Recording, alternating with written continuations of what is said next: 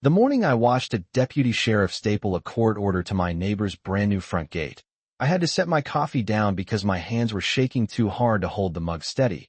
And believe me, at 68 years old, I thought I'd seen enough nonsense in one lifetime to keep me from being surprised anymore. But I was wrong. Very wrong.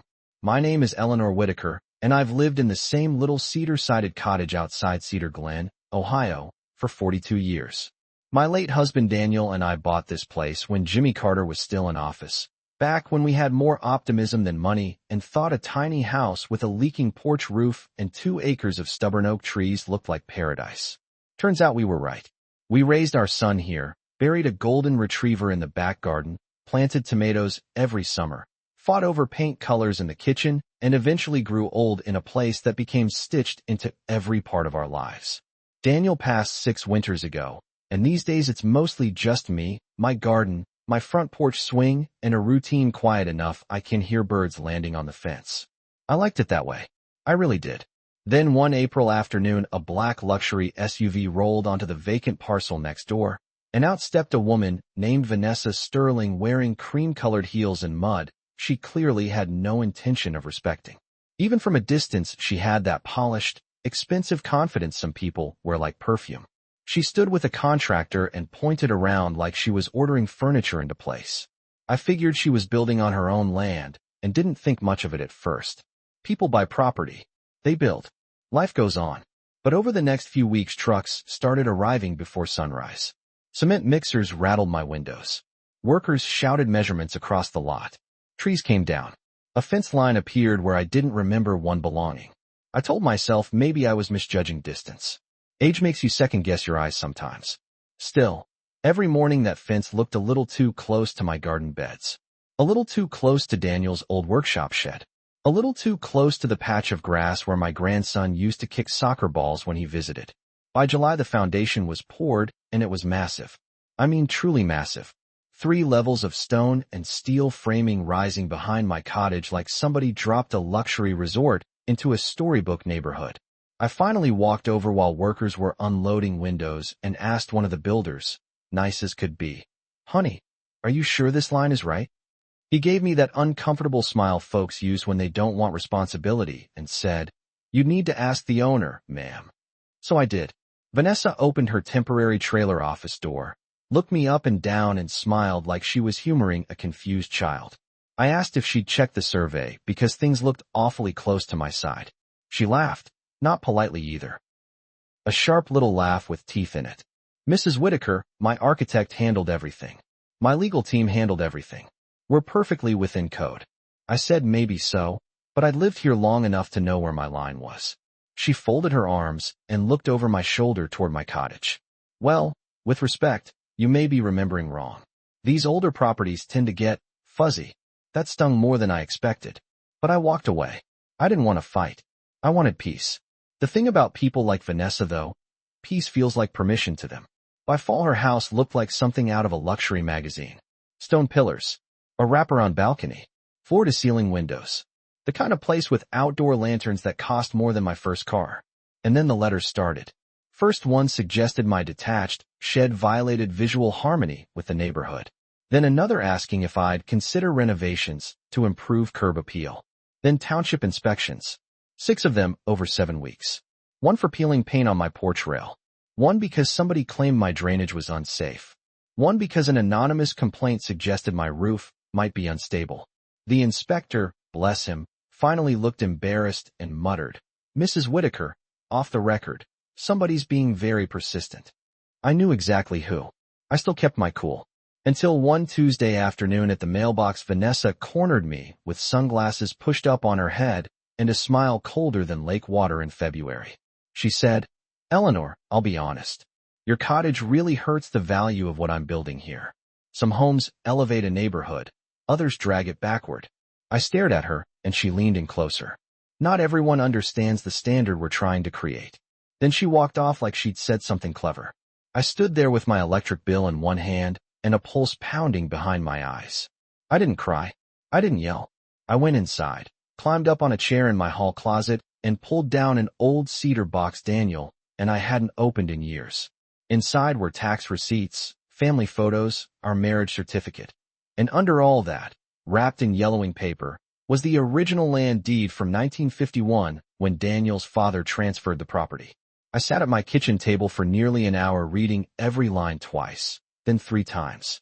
My heart started beating harder the further I read. 2 full acres. Exact boundaries. Recorded with grandfather protections still attached. I grabbed a flashlight and walked my perimeter at sunset with that deed in my hand like a woman chasing a ghost. And standing beside Vanessa's polished stone retaining wall, I realized something that made my stomach flip. If those measurements were right, and I suddenly knew they were, her giant, beautiful mansion wasn't just close to my property. A big chunk of it was sitting directly on top of it. I barely slept that night. Every creak in the house sounded louder than usual. Every branch brushing the roof made me jump, and somewhere around 3 in the morning, I found myself sitting at my kitchen table in an old robe with cold coffee, and that yellowed deed spread out under the lamp like it might suddenly start talking back to me. I kept tracing the property lines with my finger, reading the measurements over and over, hearing Daniel's voice in the back of my mind, because he always handled this kind of thing with calm and logic, while I was usually the one pacing and imagining worst-case scenarios. I could almost hear him saying, "Ellie, either prove it or let it go." So first thing Wednesday morning, I called the county survey office. The woman on the phone said they were booked 2 weeks out. I told her I understood, then probably sounded more desperate than I meant to because she paused and asked what was going on. I explained enough for her to understand, and maybe she heard something in my voice because she sighed and said, "Hold on, let me move some things around." By noon, a surveyor named Carl Jennings was standing in my yard with orange markers, equipment cases, and a serious expression. Carl looked like the kind of man who'd been measuring land longer than most people had been driving. He listened carefully, nodded once, then spent the next 3 hours checking lines and setting markers while I watched from the porch, trying not to hover. Vanessa noticed too. Around 2 o'clock, she came outside in sunglasses carrying some iced drink and walked toward Carl with a smile I recognized instantly, the kind people use when they think charm works faster than truth. I couldn't hear every word, but I heard enough. "I'm sure there's some confusion," she said. Carl barely looked up. "Ma'am, please don't interfere while I'm working." That smile vanished fast. By late afternoon, he walked up my porch steps carrying a clipboard and sat down heavier than before. He took off his cap and said, "Mrs. Whitaker, I checked everything twice." I already knew. I could see it on his face. He tapped the map. "Your property line cuts straight through the eastern wing of that structure. About half an acre. No easement. No variance. No access agreement. Nothing filed." For a second, I couldn't even process the words. I just stared at that line crossing through her enormous house like a knife through paper. Carl shook his head. "I've been doing this 28 years. I've never seen anyone pour a foundation this far over without catching it." I laughed then, one sharp nervous laugh because it felt too absurd to be real. Nearly $1 million house sitting illegally on my backyard. Carl handed me certified copies and quietly said, "If I were you, call an attorney tonight." So I did. My son Michael drove over from Columbus after work and found me at the kitchen table surrounded by paperwork. He read through everything and whistled low. "Mom, she's in serious trouble." I said I didn't want revenge. I didn't want drama. I just wanted my land back and peace restored. Michael gave me the look children eventually start giving parents once they become adults themselves. Then let the law handle it. The next morning we met attorney Rebecca Sloan downtown, a sharp woman with silver hair and eyes that missed absolutely nothing. She reviewed the survey, the deed, township filings, construction permits, every complaint Vanessa had filed against me, and then leaned back smiling like somebody had just handed her a winning lottery ticket. "Mrs. Whitaker, this is clean. Very clean. She built without verifying the legal boundary and filed no easement. Given the harassment pattern and your prior ownership, we can move for emergency relief." I asked what that meant. Rebecca folded her hands and said calmly, "It means we ask the judge to stop occupancy immediately and order removal from your property." Even hearing the words made my pulse spike. Remove the structure. It sounded impossible, like something from television. Monday morning we were in county court. Vanessa arrived in a tailored white suit with a lawyer young enough to still think confidence alone could win arguments. She barely looked at me. Rebecca laid out everything. Original deed. Survey certification. Inspection complaints. photos, township maps. Then Vanessa's lawyer argued there had been a misunderstanding and demolition would be financially devastating. The judge, an older man named Harold Benton, adjusted his glasses and asked one simple question. Did your client verify legal boundaries before construction? Silence. He asked again. Vanessa's attorney stumbled through permit language. Judge Benton looked irritated. Permits do not override ownership. Then he reviewed the survey for less than a minute before saying words I'll never forget. The court grants immediate relief. The encroaching structure must be removed from plaintiff property. Vanessa stood so fast her chair nearly tipped. That's insane. The judge didn't blink. Ms. Sterling, what's insane is building on land you do not own and then harassing the owner. Court adjourned. By Thursday morning, she was at my mailbox before sunrise. I had barely stepped outside when she marched across the driveway furious. Mascara already smudged like she'd been crying or not sleeping or both. You did this deliberately, she snapped. You manipulated paperwork. I almost laughed because after months of inspections and insults the accusation was so upside down it became ridiculous. I told her quietly, Vanessa, I asked you about the line months ago. She pointed toward my cottage. Do you understand what that house cost me? I said, do you understand what this land cost my family? Her face changed for a second, then hardened again. My attorney is filing appeals. You're not touching anything. I held the certified order in my hand and looked right at her. That paper says otherwise. She called me bitter, called me jealous, said I was destroying value in the neighborhood. Then she leaned in and hissed, people like you always resent progress. I'll admit, that one almost made me lose my temper. But instead I smiled and said, people like me read deeds before pouring concrete. Friday morning at exactly 8, 2 sheriff deputies rolled up, followed by county equipment and a demolition crew big enough to level a shopping plaza. The rumble alone made my porch vibrate. My neighbor Frank from down the road wandered over carrying a lawn chair and muttered, well, this is one hell of a Friday. Vanessa came flying out her front door screaming into a phone while deputies approached. Sheriff Dalton read the order clearly and calmly while she interrupted every 10 seconds, insisting her attorney was coming. Dalton finally raised one hand. Ma'am, you have 30 minutes to remove personal property before obstruction charges apply. That shut her up. For exactly 3 seconds. Then local news vans pulled in because apparently somebody at the courthouse tipped them off, and suddenly cameras were everywhere. One reporter asked me if I had a comment. I honestly didn't know what to say. I just stood there hearing excavators idle while workers adjusted helmets and waited for the sheriff's signal. And across the driveway Vanessa was dragging boxes onto the lawn, furious and humiliated, and still somehow refusing to believe this was really happening. Until the lead operator climbed into the excavator, raised that steel arm high over the eastern wall of her mansion, and brought it down. The sound of that first hit was deeper than I expected, not like in movies where everything crashes at once, but a heavy cracking thud followed by a groan through the framing like the whole house suddenly understood it had made a terrible mistake. Then the stone gave way. A section of the east wall collapsed inward, glass shattered across the patio, and the crew moved with the kind of calm precision that made the whole thing feel even more unreal.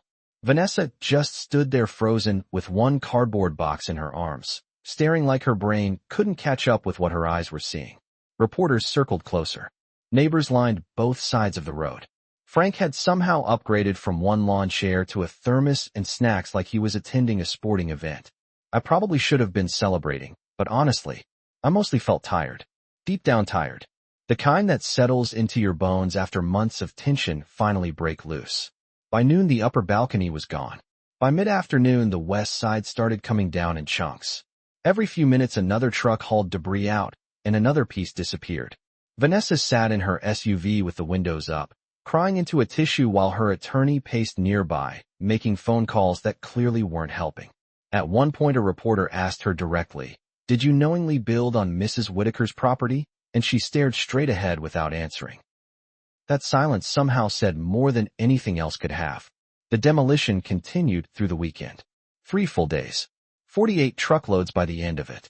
Stone, beams, cabinets, windows gone. Monday afternoon workers spread fresh topsoil where the eastern wing used to stand and reseeded the grass. That was the moment that hit me hardest. Not the courtroom. Not the sheriff. Not even the first excavator strike. It was seeing open green land again where a giant mansion had been casting a shadow over my garden. The sunlight landed across my backyard like it belonged there. The oak trees moved in the wind. Birds came back to the fence like they'd been waiting. I sat down on my porch swing, and for the first time in months, everything felt still again. My son came by after work and handed me iced tea. We sat there quietly for a while. Then he smiled and said, "Dad would have loved this ending." I laughed because he was absolutely right. Daniel always hated bullies, especially expensive ones. About a week later, Vanessa's lot went up for sale. No giant gate, no mansion, no polished landscaping, just a bare parcel with a sign leaning sideways in the dirt. She moved out fast. I heard she tried blaming the contractor, then the survey company she never hired, then the township, then just about everyone except herself. Last I heard, she relocated somewhere outside Cincinnati. Maybe she learned something. Maybe she didn't. Hard to say. But I do know this. A few evenings after she left, I was watering tomatoes and saw the sunset hit Daniel's old shed roof exactly the way it used to years ago before any of this started. Same warm orange light. Same breeze through the trees. Same porch swing creaking softly beneath me. And I thought about what Vanessa had said at that mailbox, about standards and value, and the kind of people she believed belonged somewhere.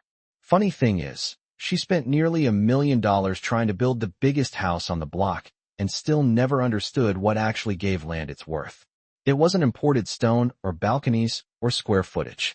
It was history, respect, boundaries, knowing what belongs to you, and knowing what doesn't. My cottage is still here. Paint's peeling a little on the porch rail. Wind chimes still rattle louder than they probably should. The garden's a mess half the time, and I wouldn't trade it for anything. Sometimes I look toward that open half-acre and smile because arrogance built something enormous there. And a piece of old paperwork, a county surveyor, and a judge with common sense erased it like it was never meant to stand in the first place. Now I'll ask you this. If somebody ignored every warning, built on your property, and then tried to bully you out of your own home, would you have done the same thing? Or would you have handled it differently? Let me know down in the comments. And if you believe some lessons only get learned the hard way, hit subscribe and share your story too. I read more of them than you'd probably think.